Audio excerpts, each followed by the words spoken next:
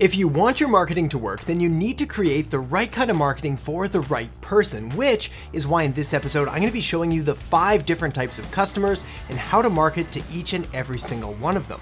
And maybe most importantly, I'm going to tell you the one type of customer you want to avoid at all costs. All right, let's get to it. Hey there, I'm Erhart, marketing strategist, and welcome to the Marketing Show.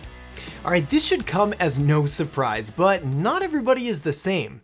I know it's pretty ground-shaking news here, but the reality is that when it comes to marketing, a one-size-fits-all, pretty much like all one-size-fits-all stuff, well, it pretty much fits nobody. This is why I'm always shocked when I do an audit on a company or I'm looking over a business's marketing and I see that they're taking a very one-size-fits-all approach, essentially doing very generic, very broad, and often very bland marketing, trying to capture everybody using the same message in all the same places, and then unsurprisingly, not getting that great results from it. Fortunately, their loss is your gain, and this leaves the door wide open for you to create customer-specific marketing campaigns that look better, feel better, sound better, and work better. But before you can know exactly what kind of marketing you should go out there and create, you first need to know what kind of customer that you're going to be creating the marketing for, and that's what this episode is all about. The good news is you don't need to go out there and reinvent the wheel, as the late great Eugene Schwartz did all the heavy lifting for you decades ago in his amazing and highly sought after marketing book,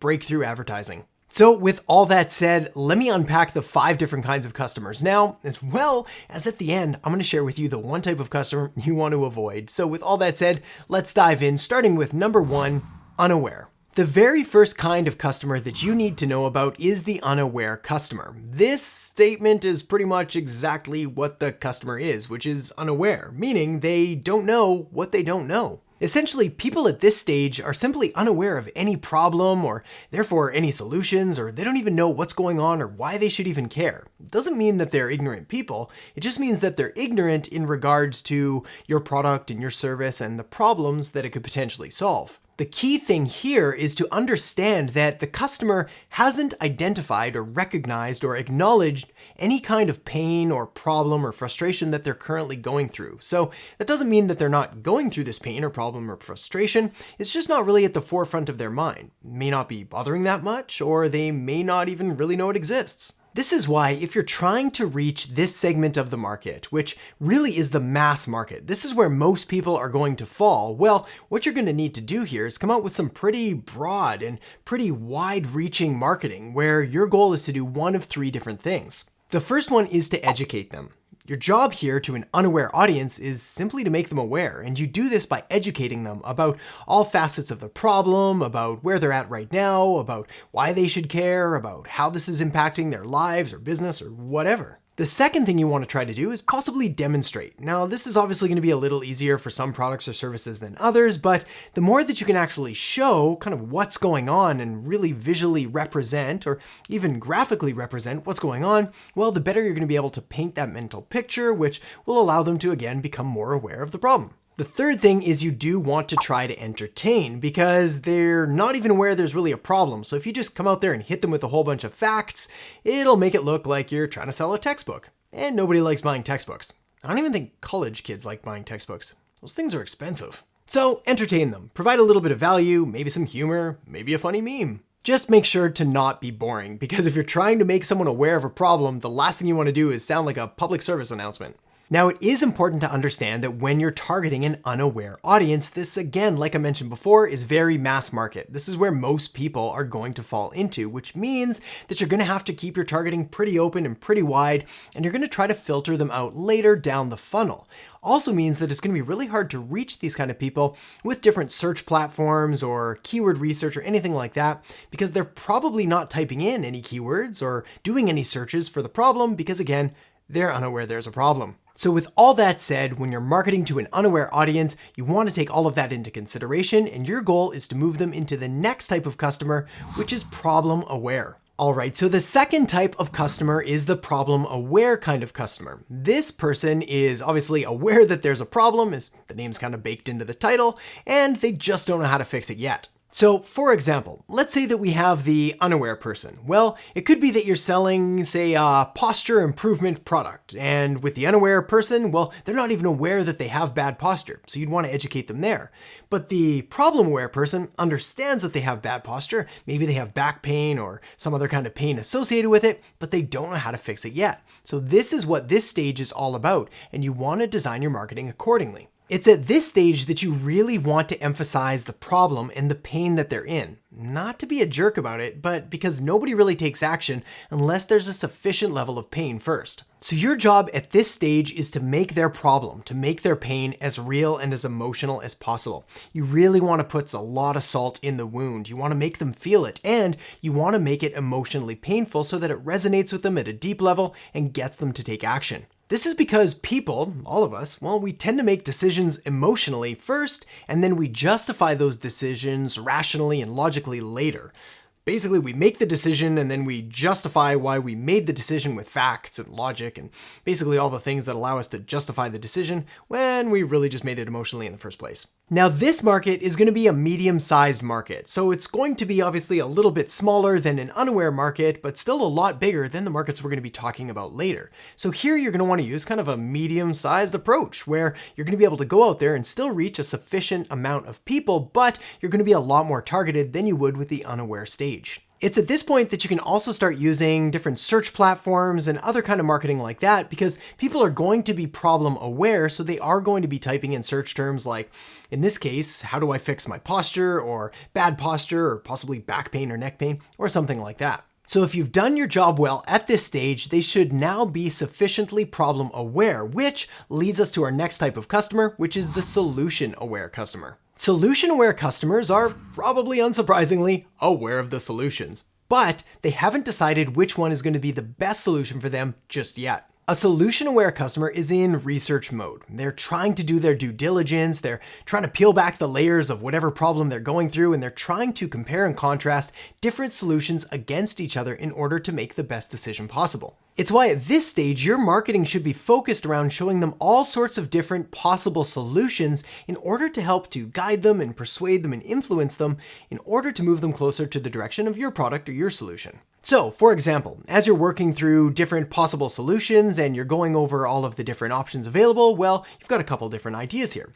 Number one is you could list out different elements of your product. So, for example, let's say you've got a posture fixing pill. Well, you could list all the different ingredients that someone might try to basically ingest in order to fix their posture. I'm not sure that's a thing, and I'm not sure if it was a thing you'd want to take it. But for the sake of our demonstration, we'll roll with it. So let's say you've got this posture fixing supplement. Well, again, you could list out all the different ingredients in it. You could say why this one is good for this and this one's good for that. And then you could say at the end, well, I'm getting ahead of myself, but essentially you could say, well, look, my solution has all of these things. The other option, of course, is you could list out all sorts of different treatments and methodologies and different options, and you could compare and contrast them against each other. So basically, hopefully, having your product end up on top as the premier solution. But again, I'm getting ahead of myself, so we'll get to that in just a second. Now, obviously, when we're talking about market size, this market is going to be significantly smaller. But it's also going to be a lot better of a market because you've got people who are in the active buying stage. Sure, they're still doing their research, they're still comparing and contrasting and try to gather information, but they're also ready to buy, which means that if you can sort of convince them that your product or your service is one of the better ones, well, you're going to move them closer to making that purchase decision, with you, which is what our next type of customer is all about. The fourth type of customer is your solution aware. Essentially, this type of customer knows about the solutions and they know about yours. Yours is in the running. Basically, it's a contender, but they haven't fully made that decision to purchase your product yet. In a nutshell, they know about everyone. You're one of the options. They're just not fully bought in yet. It's at this stage you really want to reinforce and expand on the benefits of your product. You want to talk about your product and all of the things that it can help them achieve and help them have and live a better life or build a better business or whatever promises you're making. This is not the stage to start being shy. You really want to expand on all the great things about your product or your service or your solution or whatever it is that you're selling, because it's someone at this stage is really trying to compare you directly against other competitors and they're trying to make that purchase decision. So again, don't be shy and really highlight all of the great things that have to do with whatever it is that you're selling to give yourself the best chance possible. Probably not surprisingly, this again is a much smaller market that you're going to be marketing to. However, again, they're that much closer to making a purchase, so they're a great market to try to go after if you're able to create marketing that is able to convince them and really shows you in the best possible light so that you're the preferred option. All right, so now that we've covered all those other types of customers, let's move on to the fifth and final type of customer, which is the most aware customer. Customers at this stage know about the problem. They know about the solutions. They know about your solution, and your solution is a viable contender, and they may even be ready to buy right now or very soon. They just need that final push. This is why at this stage, you really want to double down on creating a compelling or irresistible offer that you can put in front of them that leaves them with no other option than to take action and buy now. It's at this stage of the game you want to leverage all of the tools in your marketing toolbox and really leave no stone unturned when communicating the value and all of the reasons someone should take action, and basically do all of the marketing stuff that you know how to do. It's also at this stage that you can start to roll out those little extra helpers, those little extra incentives that really help to guide someone through the process and get them over the hump and into making that final purchasing decision.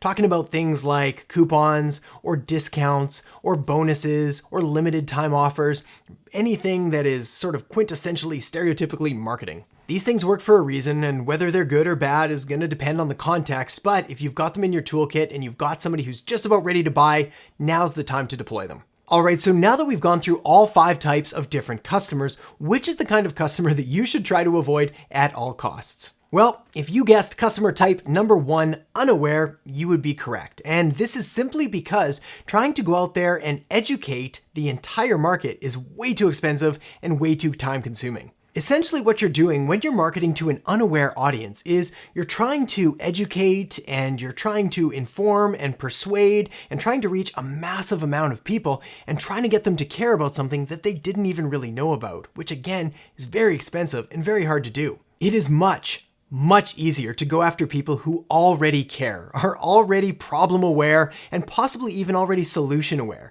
These people are already interested and they're trying to find answers to their problems. They at least know and acknowledge that they have a problem and they're trying to get it fixed.